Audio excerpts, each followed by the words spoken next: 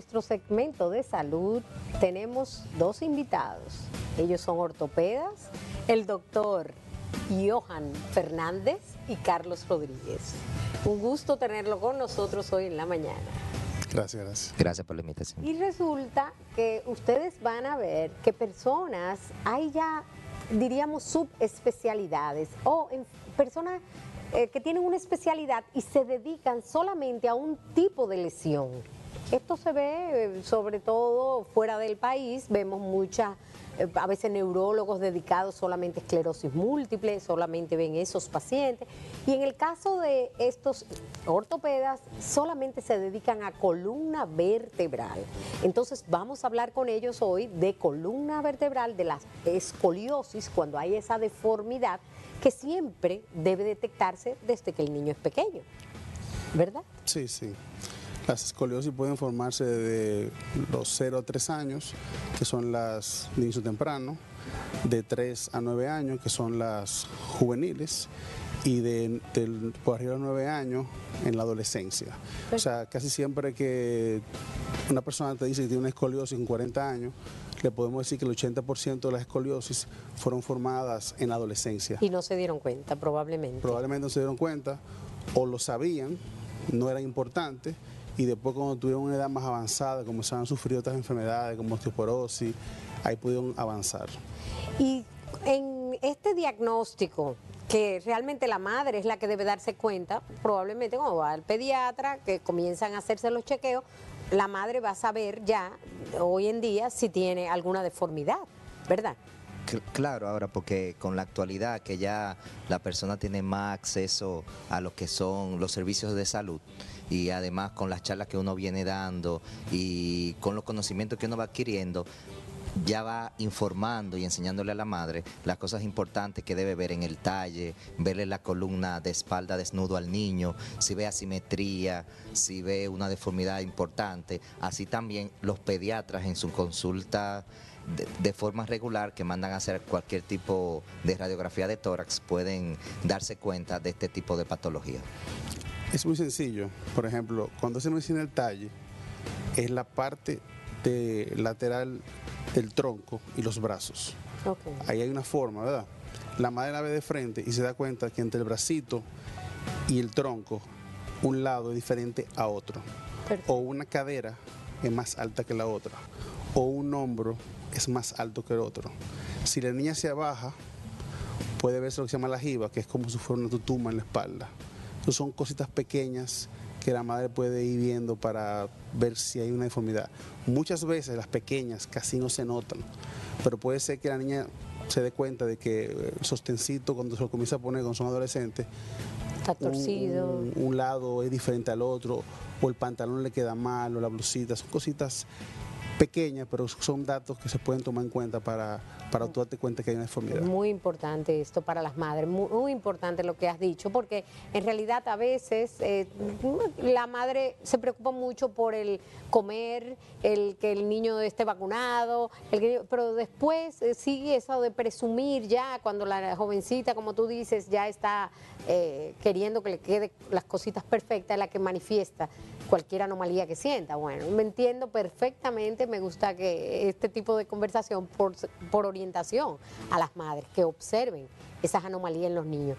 Pero entonces, como médicos, ¿qué ustedes aconsejan cuando encuentran este tipo de casos? ¿Qué deben hacer? Bueno, lo primero que deben hacer es ir a una consulta. Entonces, parte de la consulta es enseñar estos tips, porque esas curvas que son pequeñas pudieran en el crecimiento, sobre todo después de su primera menstruación en las niñas, aumentar según va pasando el tiempo. Y a veces solamente el tratamiento es una observación, otras veces pueden ponerse tutores como corset, u otras veces que ya son los grandes casos cuando ya necesitan cirugía. Entonces esa parte es importante. Desde que ven esas primeras alteraciones a nivel del talle, uno ir a una consulta para empezar a medir lo que es el grado, que no es más que qué cantidad de desviación tiene esa columna. E incluso, como mencionaron los corsets, a veces se insiste mucho en la posición que se sientan estos niños en la escuela. Si favorece o no a producir más escoliosis. Sí, sí, ya hay una presencia de una deformidad, una posición viciosa, que es como sentarse mal, una mochila pesada. Ojo, las mochilas por sí solas no está demostrado que produce una escoliosis. Ahora bien, si tú tienes una desviación pequeña y no lo sabes, y tienes una mochila muy pesada de un lado, permanentemente tú estás a un solo lado, el niño está creciendo para terminar doblándose más. Y posiciones no correctas al sentarse en la butaca, cuando ven televisión, cuando comen, cuando juegan con el iPad, por tiempo prolongado. Imagínate un adolescente que, por ejemplo, un año antes y 2 años después de la menarquia, que es su primera menstruación, donde crece muy rápido una niña, puede producir una deformidad. No solamente la escoliosis, porque la escoliosis es, tú ves la columna de frente y se va hacia un lado o hacia el otro, sino que si tú lo ves de lateral, ocurre lo que son las cifosis, que es como una joroba.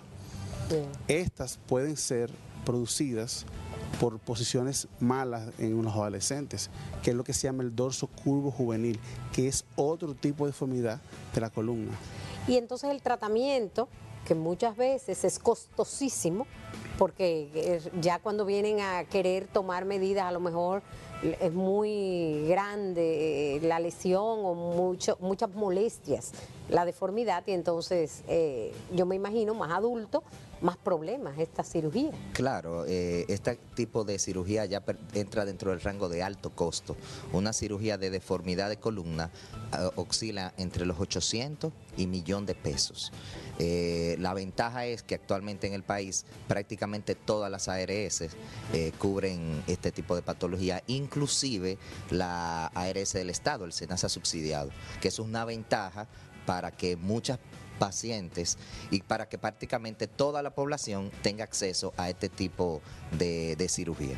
O sea que si hay en la familia detectan algún caso, es de una buena forma es acercarse a ustedes y poder canalizar si tiene seguro o no tiene seguro, porque yo me imagino que habrán casos diferentes, no todo, o sea, lo económico, como es tan costoso. Sí, es costoso y hay muchas instituciones que nos ayudan a poder tratar a estos niños, no solamente operarlos, sino conseguir los corsets, que también no es que son tan baratos, ir periódicamente a la consulta. Nosotros lo vemos los niños, si identificamos que un niño no tiene nada de recursos y hay que operarse, hemos canalizado las ayudas para conseguir los materiales y operarlo en el hospital. O sea que realmente aquí tenemos muchas formas de ayudar a cualquier persona, niños principalmente, que sufra de un tipo de deformidad de esta. Una cosa importante también es que estamos mencionando mucho a los niños, pero hacemos cirugía de deformidades y de otro tipo de patología de la columna en cualquier edad. Eso es importante. Sí, pero la mejor prevención es que si identificamos esto en la adolescencia o infantil, porque infantil y juvenil es difícil hacer el diagnóstico, pero a veces el niño va al pediatra, tiene una gripecita, le hacen una radiografía y se ve alguito doblado hacia un lado. No le da mucha importancia, pero realmente sí es bueno que lo lleven donde el cirujano de la columna para que le dé un seguimiento estrecho, porque un niño a muy temprana edad que sufre una escoliosis tiene grande probabilidad de sufrir una escoliosis de alto grado, que son las que pasan de 45 a 50 grados, que son las quirúrgicas.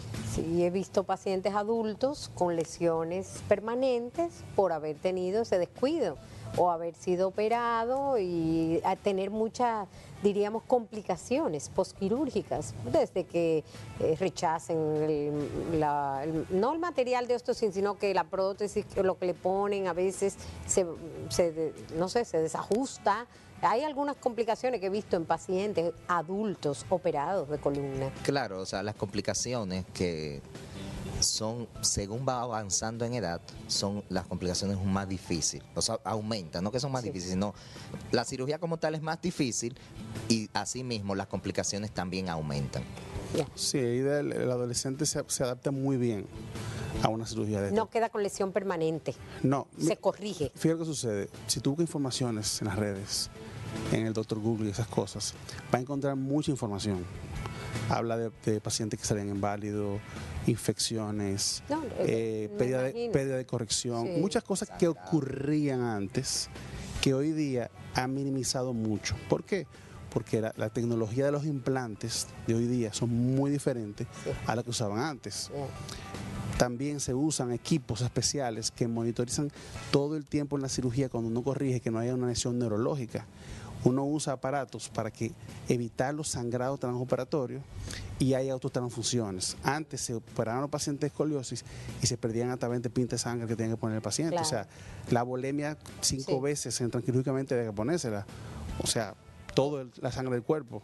Hoy día eso se ha minimizado importantemente, se pierden en aproximadamente entre 500 y 1000 cc de sangre en este tipo de cirugía. Porque es una cirugía mayor. Sí, Es una es una cirugía grande.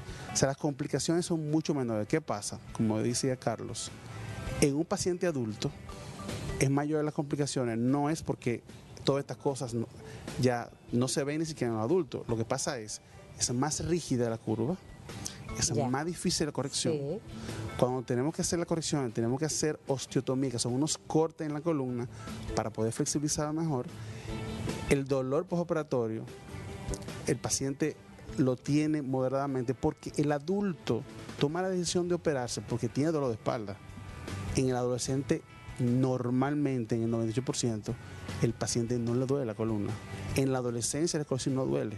Eso es En la importante, adultez, sí. o sea, es importante porque esta patología no duele. Sí. Entonces, generalmente ya en nuestro país estamos más acostumbrados que si no nos duele, no, No, vamos a los y si no- chequeos. ajá. Esa es la importancia de orientar a la familia, a las madres, Corregir.